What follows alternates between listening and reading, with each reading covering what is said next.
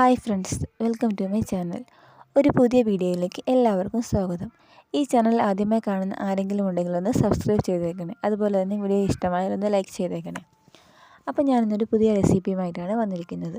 നമ്മൾ കടകളിൽ നിന്നെല്ലാം വാങ്ങുന്ന നല്ല ടേസ്റ്റി ആയിട്ടുള്ള കുഞ്ഞിപ്പപ്പടത്തിൻ്റെ റെസിപ്പിയുമായിട്ട്. നമ്മൾ കടയിൽ നിന്ന് വാങ്ങുന്ന അതേ രുചിയിൽ തന്നെ നമുക്കിത് വീട്ടിലുണ്ടാക്കിയെടുക്കാനായിട്ട് സാധിക്കും. വളരെ സിമ്പിളായി സ്നാക്ക് ഉണ്ടാക്കാൻ നമുക്ക് എങ്ങനെയാണെന്ന് നോക്കാം. ഇതിനു വേണ്ടി നമ്മൾ ഏകദേശം 1 കപ്പോളം ഗോതമ്പ് പൊടി എടുക്കണം. മൈദ വേണമെങ്കിൽ എടുക്കാമെങ്കിൽ ഞാനിവിടെ ഗോതമ്പ് പൊടിയാണ് എടുത്തിരിക്കുന്നത്. പിന്നെ അതിലേക്ക് നമ്മൾ ആവശ്യത്തിനുള്ള ഉപ്പ് ചേർത്ത് കൊടുക്കണം. പിന്നെ നമുക്ക് ഒരു 1/2 ടീസ്പൂൺ അളവിൽ മഞ്ഞൾപ്പൊടി ചേർത്ത് കൊടുക്കണം.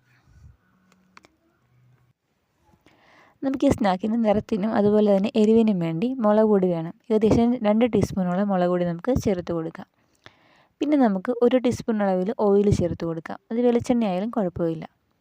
പിന്നെ നമ്മളിതിലേക്ക് ആവശ്യത്തിന് വെള്ളം ചേർത്ത് നല്ല ചപ്പാത്തി മാവിൻ്റെ പരുവത്തിൽ കുഴച്ചെടുക്കണം. വെള്ളം ഒട്ടും കൂടിപ്പോകാൻ പാടില്ല. അതുകൊണ്ട് തന്നെ കുറേശ്ശെ മാത്രം വെള്ളം ഒഴിച്ച് കൊടുത്ത് നമ്മളത് നല്ലൊരു പരുവത്തിൽ കുഴച്ച് മാറ്റി വയ്ക്കണം. നമ്മൾ മാവ് കുഴയ്ക്കുമ്പോൾ ആദ്യം കുറേശ്ശെ മാത്രം വെള്ളം ചേർത്ത് കൊടുക്കണം. ഞാനിവിടെ മാവ് കുഴച്ച് മാറ്റി വെച്ചിട്ടുണ്ട്. നമുക്കിനി മാവ് സോഫ്റ്റ് ആകാനായിട്ട് ഒരു 5 മിനിറ്റോളം റെസ്റ്റ് ചെയ്യാനായിട്ട് വയ്ക്കാം. ഇപ്പം ഏകദേശം 5 മിനിറ്റായി. നമുക്കിത് നന്നായിട്ട് പരത്തിയെടുക്കാം. പൊടി ഉപയോഗിച്ച് നമുക്ക് നന്നായിട്ട് പരത്തിയെടുക്കാം. പരത്തുമ്പോൾ ശ്രദ്ധിക്കേണ്ട കാര്യം നന്നായി കനം കുറച്ച് പരത്തിയെടുക്കണം. കാരണം എങ്കിലും നല്ല ക്രിസ്പി ആയിട്ട് നമുക്ക് മുറിഞ്ഞ് കിട്ടത്തുള്ളൂ. നന്നായിട്ട് പരത്തിയതിന് ശേഷം നമുക്കിത് ഒരു ചെറിയ അടപ്പ് ഉപയോഗിച്ച് കുഞ്ഞു പപ്പടങ്ങളായിട്ട് മുറിച്ചെടുക്കാം.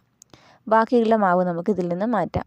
നമുക്ക് അവസാനം വേണമെങ്കിൽ മിച്ചം വന്ന മാവ് നമുക്കൊന്ന് എണ്ണയിലിട്ട് വറുത്തെടുക്കാം. ഞാനിപ്പം ഇവിടെയെല്ലാം മുറിച്ച് മാറ്റിയിട്ടുണ്ട്. ഞാനതൊരു പാത്രത്തിലേക്ക് മാറ്റി വയ്ക്കുവാണ്. നമുക്കിത് എണ്ണയിൽ നന്നായിട്ട് വറുത്ത് കോരാം. അതിനുവേണ്ടി നമ്മളൊരു പാത്രത്തിൽ എണ്ണ നന്നായിട്ട് തിളപ്പിക്കണം. ഞാനിവിടെ വെളിച്ചെണ്ണയാണ് ഉപയോഗിച്ചിരിക്കുന്നത്. നമുക്ക് വേണമെങ്കിൽ പാം ഓയിൽ വറുക്കാം. അതാകുമ്പോൾ നമുക്ക് കുറച്ചുകൂടി നാൾ നമുക്ക് സൂക്ഷിച്ച് വയ്ക്കാനായിട്ട് സാധിക്കും. എണ്ണ നന്നായിട്ട് ചൂടായി വന്നിട്ടുണ്ട്. നമുക്കിനി ഇതിലേക്ക് പപ്പടം ഓരോന്നായിട്ട് ഇട്ട് കൊടുക്കാം. നല്ല തീ കുറച്ച് വെച്ച് തന്നെ നമ്മൾ വറുത്തെടുക്കണം. കുറച്ച് സമയം പിടിക്കുക നന്നായിട്ട് വറുത്ത് വരാനായിട്ട്. എങ്കിൽ മാത്രമേ നല്ല ക്രിസ്പായിട്ട് നമുക്ക് കിട്ടത്തുള്ളൂ. അപ്പോൾ നമ്മളിങ്ങനെ പല പ്രാവശ്യം ഇങ്ങനെ തിരിച്ചിട്ട് കൊടുക്കണം. അങ്ങനെ കുറച്ച് സമയം എടുത്ത് നമ്മളിത് ലോ ഫ്ലെയിമിൽ നന്നായിട്ട് വറുത്തെടുക്കണം. ഇപ്പം നല്ല പാകത്തിൽ മുരിഞ്ഞ് വന്നിട്ടുണ്ട്. നമുക്കിത് എണ്ണയിൽ നിന്ന് കോരി വയ്ക്കാം. അതുപോലെ നമ്മുടെ ബാക്കിയുള്ള പപ്പടങ്ങൾ നന്നായിട്ട് വറുത്ത് കോരി മാറ്റി വയ്ക്കുക. ചായയുടെ കൂടെ കഴിക്കാൻ പറ്റുന്ന വളരെ ടേസ്റ്റി ആയിട്ടുള്ള ഒരു സ്നാക്കാണിത്.